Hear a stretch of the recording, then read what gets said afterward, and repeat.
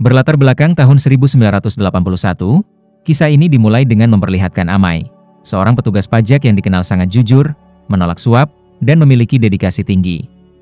Begitu ia dipindahkan ke kota baru, Amai langsung menghadiri sebuah acara yang diselenggarakan oleh beberapa politisi di daerah tersebut.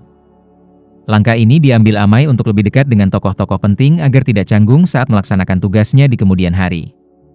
Salah satu politisi yang Amai temui adalah Tauzi, yang dikenal sebagai sosok politisi setia, kaya, dan sangat dihormati oleh masyarakat. Tauzi menyambut Amai dengan hangat dan mengajaknya untuk minum sebagai tanda penerimaan atas kedatangannya. Setelah pertemuan dengan Tauzi, Amai yang sudah menikah dan pindah ke kota tersebut bersama istrinya, Malini, segera mengajaknya berkeliling untuk mengunjungi beberapa lokasi penting di kota barunya. Malini, yang sangat mencintai suaminya dan senang diajak jalan-jalan, dengan antusias mendampingi Amai kemanapun ia pergi. Pada hari berikutnya, Amai memulai tugas barunya di kantor pajak. Namun, ia segera menemui masalah ketika mendapati bahwa pendapatan pajak menunjukkan penurunan yang signifikan. Untuk mengatasi situasi ini, Amai merencanakan untuk menyelidiki beberapa perusahaan dan menangkap politisi-politisi yang terlibat dalam tindakan korupsi. Untuk mendukung rencananya, dia menggandeng rekan kerja barunya. Rekan tersebut bernama Lalan, yang ternyata merupakan seorang pegawai pajak yang korup dan kemudian mengabarkan rencana Amai kepada salah satu penggelap pajak, memberitahu bahwa akan ada penggerebekan. Ternyata, Lalan selama ini telah mengambil keuntungan dari penggelap pajak dengan memberikan informasi menyeluruh tentang rencana kantornya. Malam harinya, ketika Amai baru pulang, ia menerima telepon dari seseorang yang tidak dikenalnya yang meminta Amai untuk datang ke kuil malam itu. Setibanya di lokasi yang dimaksud, Amai langsung diberikan selembar kertas dan kemudian dibawa ke dalam mobil. Di sana, Amai membuka isi kertas yang menyuruhnya untuk mendatangi ruangan buku tahunan pajak dan memeriksa beberapa buku pajak dengan nomor yang tercantum di dalamnya. Setelah mendapatkan buku yang diperlukan, Amai mulai meneliti buku tahunan pajak tersebut. Setelah berjam-jam melakukan pemeriksaan, Amai merasa kelelahan dan memutuskan untuk mencari udara segar di luar. Namun, saat membuka pintu, ia menemukan surat rahasia yang memintanya untuk bertemu dengan penjual kacang di sebuah jembatan dekat rumahnya. Keesokan harinya, si penjual kacang memberikan surat rahasia kepada Amai. Meskipun tidak tahu isi surat itu, setelah membacanya dan melakukan beberapa penyelidikan, Amai segera mengunjungi berbagai pabrik seperti pabrik batu bara, pasir, dan lainnya. Setelah seharian berkeliling ke beberapa lokasi, Amai kembali mendapatkan telepon dari seseorang yang pernah dikenalnya. Orang itu menanyakan perkembangan terkait pemeriksaan ulang buku tahunan pajak, di mana Amai menyampaikan bahwa ia telah menemukan kejanggalan, yaitu tindakan penggelapan pajak. Pertanyaan yang muncul sekarang adalah di mana uang hasil kejahatan itu disimpan? Untuk melacak uang tersebut, orang yang dikenalnya meminta Amai untuk segera melakukan penggerebekan. Dengan cara itulah Amai bisa menemukan uang yang telah dicuri oleh para penipu berjas merah. Usai berbincang dengan orang yang tidak dikenal itu, Amai menyampaikan keraguannya kepada Malini mengenai penggerebekan yang akan dilaksanakan dalam beberapa hari ke depan. Namun, karena ada beberapa bukti yang berimbang, Amai harus percaya diri dan yakin bahwa ia mampu menyelesaikan tugas kali ini. Keesokan harinya, Amai menemui atasannya untuk meminta pendapat dan izin. Ia ingin melakukan penggerebekan di sejumlah lokasi yang diduga menggelapkan pajak. Atasan Amai segera memberikan persetujuan karena percaya bahwa Amai bisa menjalankan misinya dengan baik. Singkatnya, hari penggerebekan tiba di mana semua karyawan dibawa oleh Amai ke Gedung Putih, yang akan menjadi lokasi penggerebekan pertama. Namun, di tengah perjalanan, salah satu pegawai memilih untuk tidak mengikuti karena merasa pemilik Gedung Putih sangat berjasa bagi keluarganya. Amai yang melihat salah satu rekannya bersikap tidak profesional tanpa ragu langsung memecatnya saat itu juga. Setelah situasi kembali tenang, Amai bersama petugas lainnya memasuki Gedung Putih dan bertemu dengan Tauji, pemilik bangunan tersebut. Kedatangan Amai dan pejabat pajak lainnya ke rumah Tauji membuat yang bersangkutan sangat marah. Meskipun begitu, Tauji harus mematuhi aturan yang ada dan mengizinkan mereka untuk melakukan penggeledahan. Demi kelancaran proses tersebut, Tauji meminta Amai untuk mengamankan semua perempuan yang berada di rumahnya. Setelah semua perempuan diamankan, Amai terlebih dahulu menjelaskan peraturan penyelidikan yang sangat ketat sebelum petugas memulai aksinya. Peraturan itu membuat semua orang di rumah tersebut merasa cemas.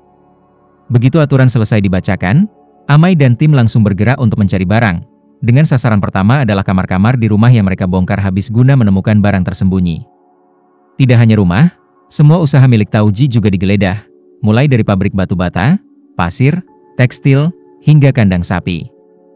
Namun meskipun setiap sudut sudah diperiksa, petugas tidak menemukan satupun barang berharga yang terkait dengan penggelapan pajak. Amai tidak percaya dengan hasil penggeledahan ini. Ia sangat yakin bahwa di rumah Tauji tersimpan harta melimpah yang dihasilkan dari penggelapan pajak. Oleh karena itu, Amai bertekad untuk terus melakukan penggeledahan sampai ia benar-benar tidak menemukan apapun. Semangat juang Amai tetap berkobar.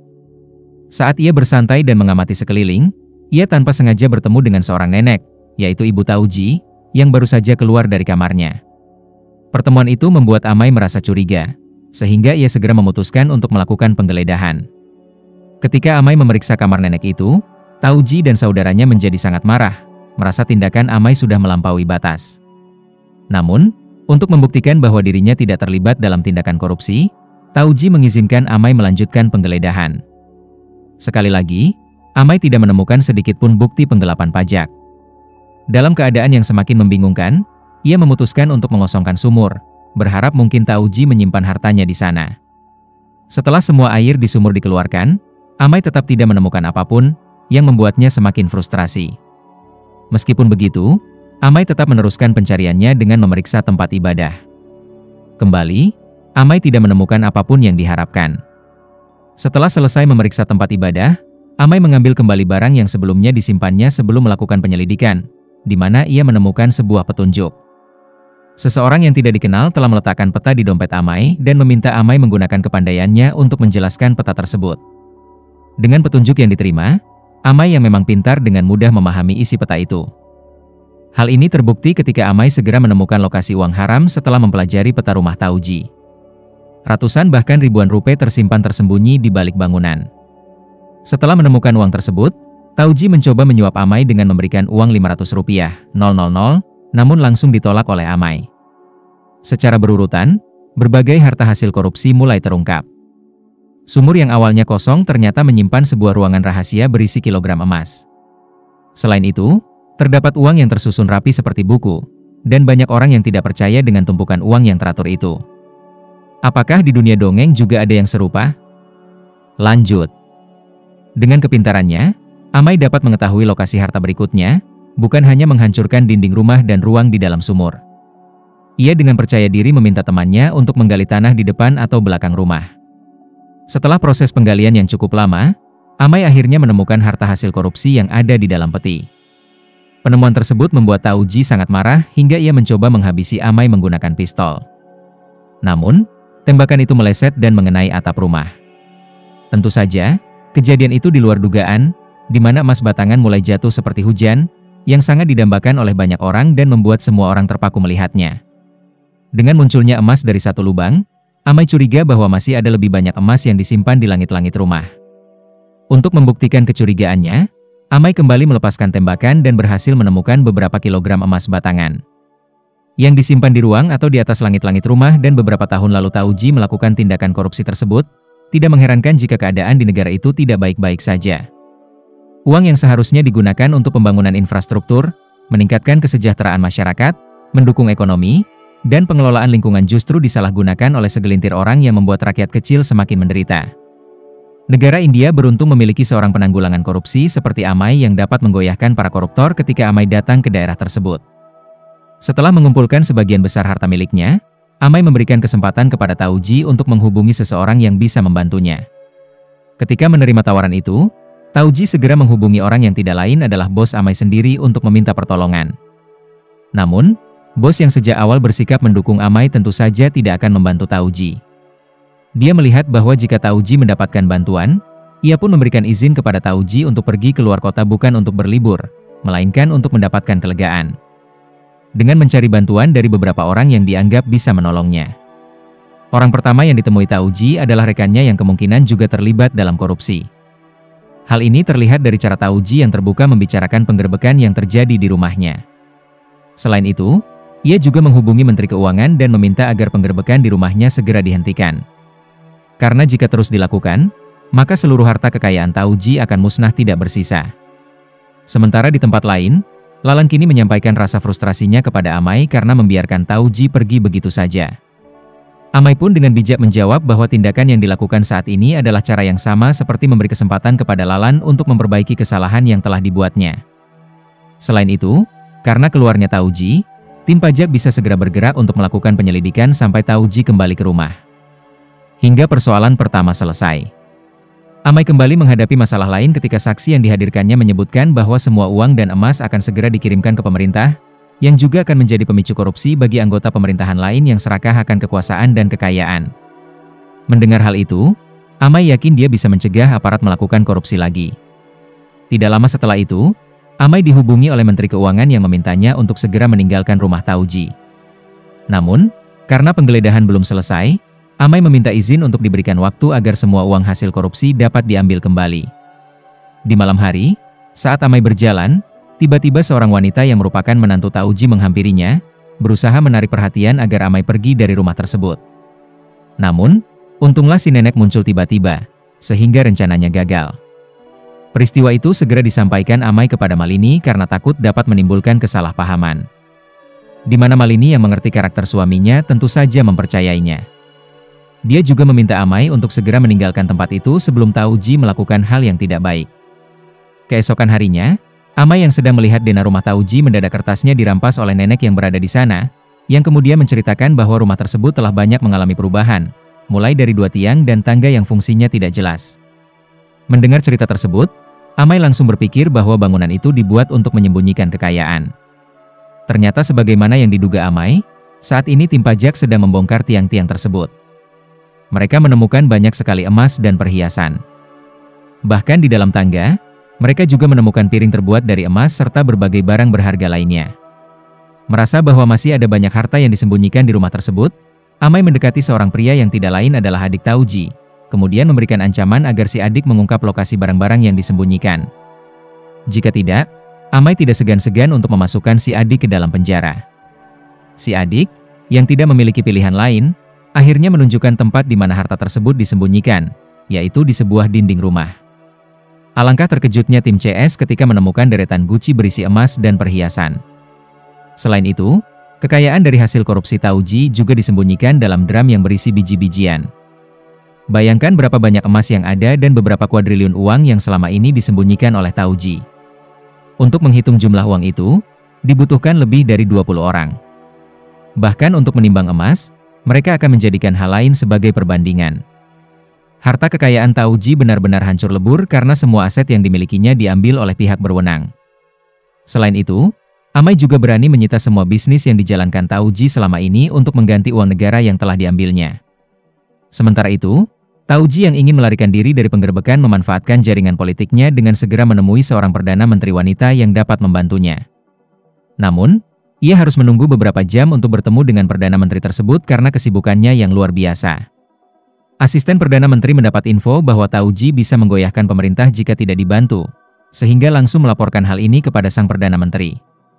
Di sana, Perdana Menteri meminta asistennya untuk memanggil Tauji segera ke ruangannya. Sesaat setelah Tauji tiba, Perdana Menteri langsung menghubungi Amai dan memintanya untuk menghentikan penggerbekan. Amai yang tidak ingin kesusahan kerjanya sia-sia dengan cerdik meminta Perdana Menteri untuk menandatangani perintah tertulis yang harus dikirimkannya. Hal tersebut membuat Perdana Menteri ragu, karena tindakan itu bisa dianggap berisiko merusak citra pemerintah.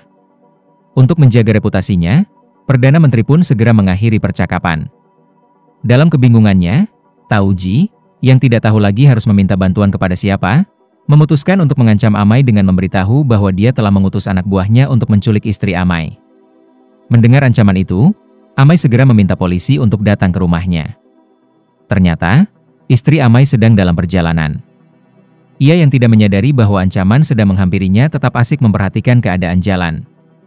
Tiba-tiba, di tengah konsentrasinya, ia diserang oleh pengikut Tauji. Malini, yang cerdas seperti Amai, segera meminta sopirnya untuk mengantar ke kantor polisi.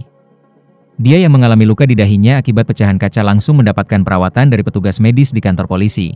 Lalu Malini menghubungi Amai untuk menceritakan insiden yang menimpanya. Di tempat itu, dia meminta maaf karena tindakan Marini membuatnya menjadi target kemarahan Tauji. Tepat saat panggilan itu berlangsung, Tauji tiba-tiba muncul di samping Amai, yang langsung membuatnya marah. Tauji tidak hanya terkenal sebagai penjahat korupsi, tetapi juga sangat mahir dalam mengancam serta berani melakukan kekerasan terhadap wanita. Meskipun emosinya saat itu meluap, Amai harus menahannya karena dia tidak ingin membuang tenaga untuk seseorang yang brutal seperti Tauji. Ketika keluarga Tauji berkumpul di meja makan, ia dengan nada lembut bertanya tentang siapa yang telah terlibat dalam penggelapan uang dan siapa saja yang melaporkan kepada Amai mengenai kegiatan ilegal di rumahnya. Ternyata, semua kekayaan yang dimiliki bukan hanya berasal dari korupsinya, melainkan juga melibatkan beberapa saudaranya. Sayangnya, saudara-saudara Tauji memilih untuk tetap diam karena takut dipenjara. Sementara itu, di luar ruangan, Amai mendekati Tauji yang sedang minum, dan mereka berdua berbincang mengenai berbagai hal, baik yang penting maupun yang sepele. Setelah beberapa hari melakukan penyelidikan, Amai akhirnya menyelesaikan misinya.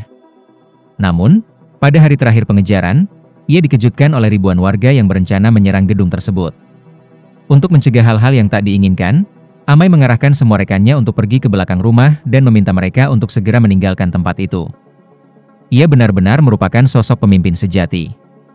Meskipun nyawanya terancam, Amai memilih untuk tetap berada di rumah Tauji, menjaga barang-barang hasil penyitaannya.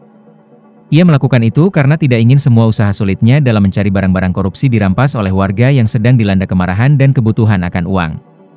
Ketika situasi semakin menegangkan karena pintu terbuka dan kaca pecah, Amai menyerah pada nasibnya. Namun, di tengah kepasrahannya, petugas kepolisian datang dan mengusir semua warga, berhasil menyelamatkan nyawa Amai serta barang-barang sitaan.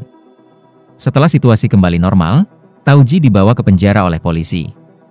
Begitu juga Amai, yang setelah menghabisi para penjahat berdasi, kembali dipindahkan ke kota lain untuk melawan kejahatan serupa yang mungkin ada di daerah lain. Sebelum cerita selesai, kita dibawa kembali ke beberapa hari yang lalu ketika Amai bertemu dengan seorang sumber yang selama ini memberikan informasi mengenai tindakan korupsi Tauji. Ternyata, sumber tersebut adalah menantu Tauji sendiri yang berkolusi dengan mantan pacarnya.